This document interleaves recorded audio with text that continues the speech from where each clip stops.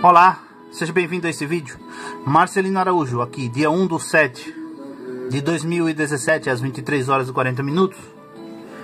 E esta é a leitura bíblica diária de hoje. Hoje vou ler na primeira epístola, ou carta do apóstolo Paulo aos Coríntios, capítulos 13, 14 e 15. Seja bem-vindo. Acompanhe comigo esta leitura bíblica. Vamos ler então a palavra de Deus.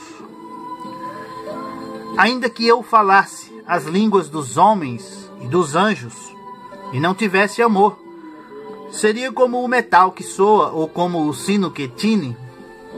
E ainda que tivesse o dom de profecia, e conhecesse todos os mistérios e toda a ciência, e ainda que tivesse toda a fé, de maneira tal que transportasse os montes, e não tivesse amor, nada seria.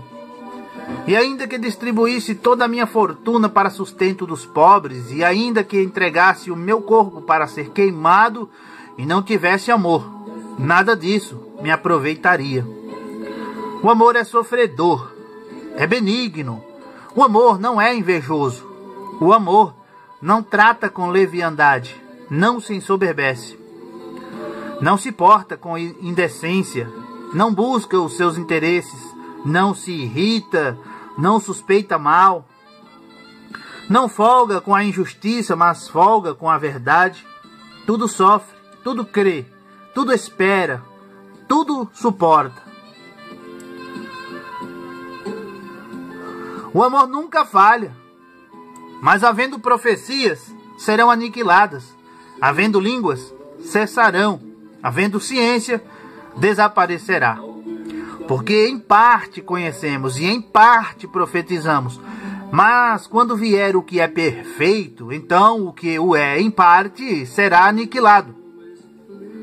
Quando eu era menino, falava como menino, sentia como menino, discorria como menino, mas logo que cheguei a ser homem, acabei com as coisas de menino. Porque agora vemos por espelho em enigma, mas então veremos face a face. Agora conheço em parte, mas então conhecerei como também sou conhecido. Agora, pois, permanecem a fé, a esperança e o amor. Estes três, mas o maior destes é o amor. Segui o amor e procurai com zelo os dons espirituais, mas principalmente o de profetizar. Porque o que fala língua desconhecida não fala aos homens, senão a Deus, porque ninguém o entende, e em espírito fala de mistérios. Mas o que profetiza fala aos homens, para edificação, exortação e consolação. O que fala em língua desconhecida edifica-se a si mesmo, mas o que profetiza edifica a igreja. E eu quero que todos vós faleis línguas, mas muito mais que profetizeis, porque o que profetiza é maior do que o que fala línguas. A não ser que também interprete, para que a igreja receba a edificação.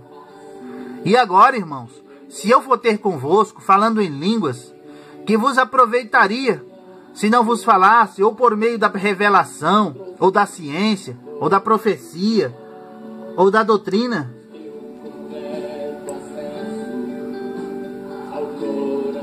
Da mesma sorte, se as coisas inanimadas que fazem som, seja flauta, seja cítara, não formarem sons distintos, como se conhecerá o que se toca com a flauta ou com a cítara? Porque se a trombeta der sonido incerto, quem se preparará para a batalha? Assim também vós, se com a língua não pronunciardes palavras bem inteligíveis, como se entenderá o que se diz? Porque estareis como que falando ao ar. Há, por exemplo, tanta espécie de vozes no mundo, e nenhuma delas é sem significação. Mas se eu ignorar o sentido da voz, serei bárbaro para aquele a quem falo, e o que fala será bárbaro para mim. Assim também vós, como desejais dons espirituais, procurai abundar neles para a edificação da igreja. Por isso, o que fala em língua desconhecida, ore para que a possa interpretar. Porque se eu orar em língua desconhecida, o meu espírito ora bem, mas o meu entendimento fica sem fruto. Que farei, pois? Orarei com o espírito, mas também orarei com o entendimento. Cantarei com o espírito, mas também cantarei com o entendimento. De outra maneira, se tu bendisseres com o espírito, como dirá o que ocupa o lugar de indouto, amém, sobre a tua ação de graças, visto que não sabe o que dizes? Porque realmente tu dás bem as graças, mas o outro não é edificado. Dou graças ao meu Deus, porque falo mais línguas do que vós todos. Todavia, eu antes quero falar na igreja 5 palavras na minha própria inteligência, para que possa também instruir os outros, do que 10.000 palavras em língua desconhecida. Irmãos, não sejais meninos no entendimento, mas sede meninos na malícia, e adultos no entendimento. Está escrito na lei: por gente de outras línguas e por outros lábios falarei a este povo, e ainda assim me não ouvirão, diz o Senhor. De sorte que as línguas são um sinal, não para os fiéis, mas para os infiéis. E a profecia não é sinal para os infiéis, mas para os fiéis. Se, pois, toda a igreja se congregar num lugar e todos falarem em línguas e entrarem indoutos ou infiéis, não dirão porventura que estáis loucos? Mas se todos profetizarem e algum indouto ou infiel entrar, de todos é convencido, de todos é julgado, e portanto os segredos do seu coração ficarão manifestos. Assim, lançando-se sobre o seu rosto, adorará a Deus, publicando que Deus está verdadeiramente entre vós. Que fareis, pois, irmãos, quando vos ajuntais? Cada um de vós tem salmo, tem doutrina, tem revelação, tem língua, tem interpretação. Faça-se tudo para a edificação. E se alguém falar em língua desconhecida, faça-se isso por 2, ou quando muito 3, e por sua vez, e haja intérprete. Mas se não houver intérprete, esteja calado na igreja, e fale consigo mesmo, e com Deus.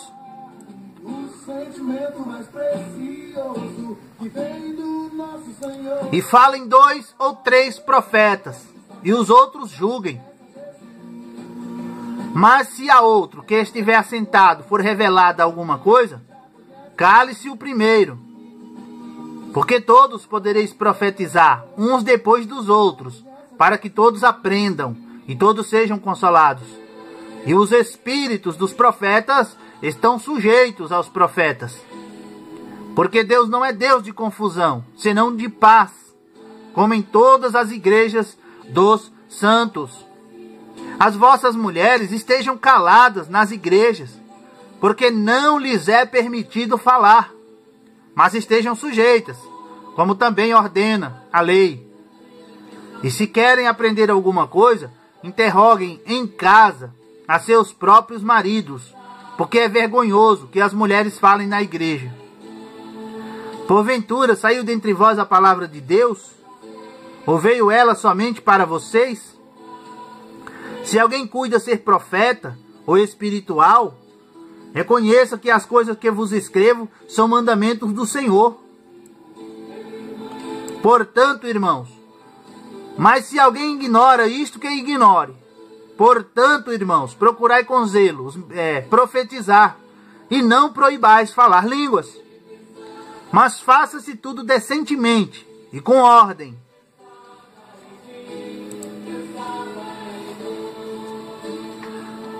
Também vos notifico, irmãos, o evangelho que já vos tenho anunciado, o qual também recebestes, e no qual também permaneceis, pelo qual também sois salvos, se o retiverdes tal como vos tenho anunciado, se não é que crestes em vão.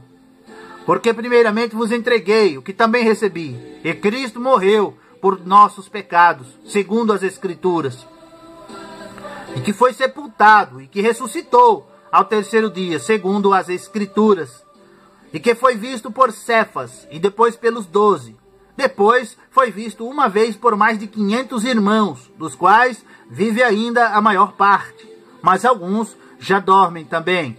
Depois foi visto por Tiago, depois por todos os apóstolos, e por derradeiro de todos me apareceu também a mim, como a um abortivo. Porque eu sou o menor dos apóstolos, que não sou digno de ser chamado apóstolo, pois que persegui a igreja de Deus.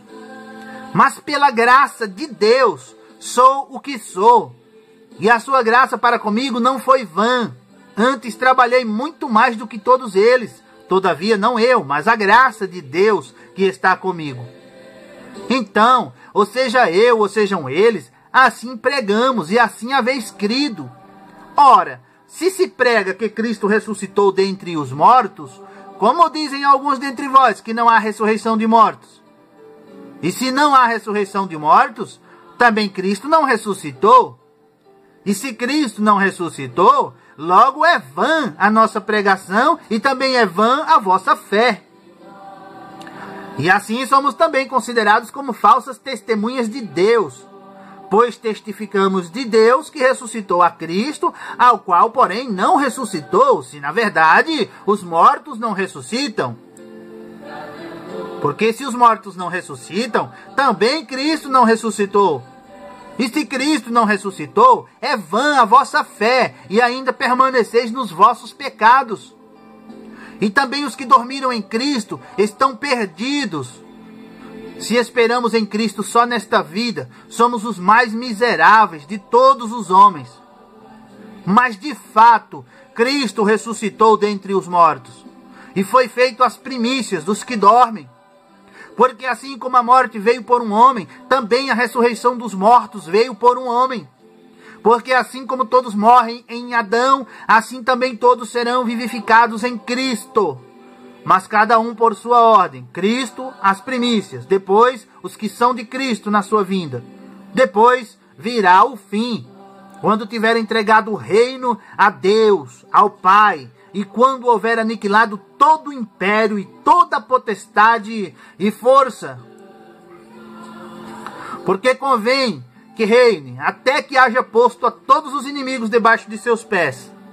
Ora, o último inimigo que há de ser aniquilado é a morte, porque todas as coisas sujeitou debaixo de seus pés.